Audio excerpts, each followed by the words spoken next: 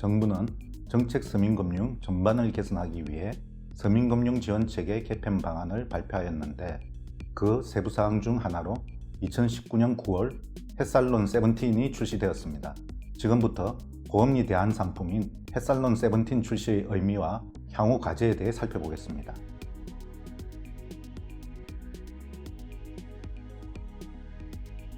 대표적인 정책 서민금융 상품으로 미소금융, 햇살론, 바꿔드림론, 세희망 홀스를 들 수 있는데 총 지원 규모는 2010년 1.9조 원 수준에서 꾸준히 증가하여 2018년 약 7.2조 원에 달합니다.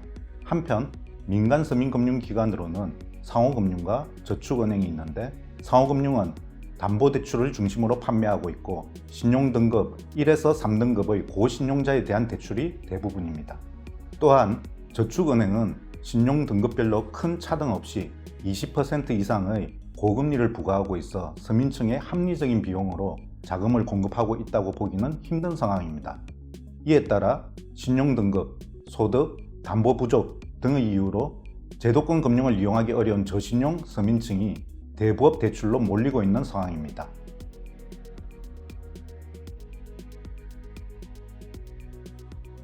정책 서민 금융 상품은 수요자의 신용 등급에 비해 낮은 금리로 대출이 이루어지고 있어서 지원 대상 중 상대적으로 신용도가 높은 사람 중심으로 지원받는 문제가 발생하고 있습니다. 특히 정책 서민 금융 상품은 신용 등급 6등급 이하인 사람이 대출 대상이지만 그 중에서도 8등급 이하의 저신용층은 대출 대상에서 거의 배제되는 것으로 나타났습니다. 또한 정책 서민 금융 상품이 민간 서민 금융 상품에 비해 금리 면에서 경쟁 우위를 점하게 되면서 정책 서민 금융과 민간 서민 금융 간의 마찰이 발생할 수도 있습니다. 뿐만 아니라 저신용층 고객들이 부득이하게 법정 최고금리 수준으로 대부업체를 이용해야 하는 경우 저신용층의 금융 접근성 개선에 한계가 발생할 수 있습니다.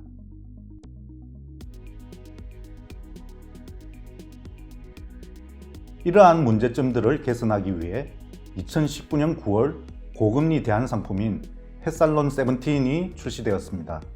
이 상품은 일정 조건에 부합하는 사람들에게 연 17.9%의 단일금리로 제공됩니다.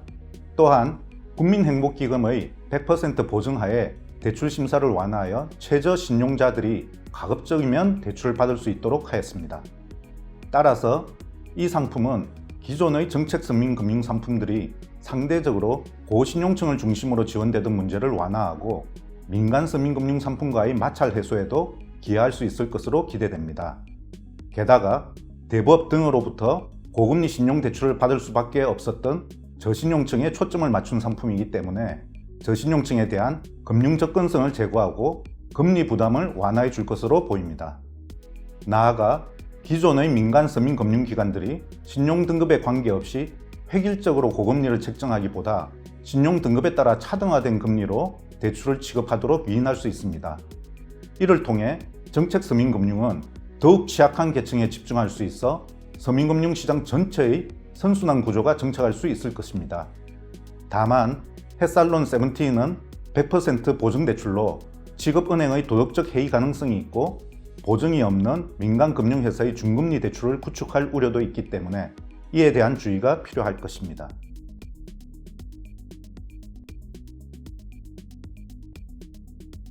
고금리 대안 상품으로서 햇살론 세븐틴이 효율적으로 운영되기 위해서는 사후 관리도 중요합니다. 우선 상품 이용자에 대한 데이터베이스를 구축하여 상품이 본래의 목적에 따라 충실하게 운영되고 있는지 등을 평가해야 할 것입니다. 또한 햇살론 세븐틴의 취급기관을 저축은행, 상호금융 등 서민금융기관으로 확대할 수 있는 방안을 모색해야 합니다. 나아가 성실성안한 고객이 추가로 자금이 필요하여 서민금융기관의 자체적인 상품을 이용할 경우 인센티브를 부여하여 서민금융기관 본연의 역할을 수행할 수 있도록 유도할 필요가 있습니다. 앞으로 햇살론 세븐틴이 고금리 대안 상품으로서 자리매김하여 저신용층의 금융 접근성이 개선되고 서민금융시장이 더욱 활성화되길 기대해 보겠습니다.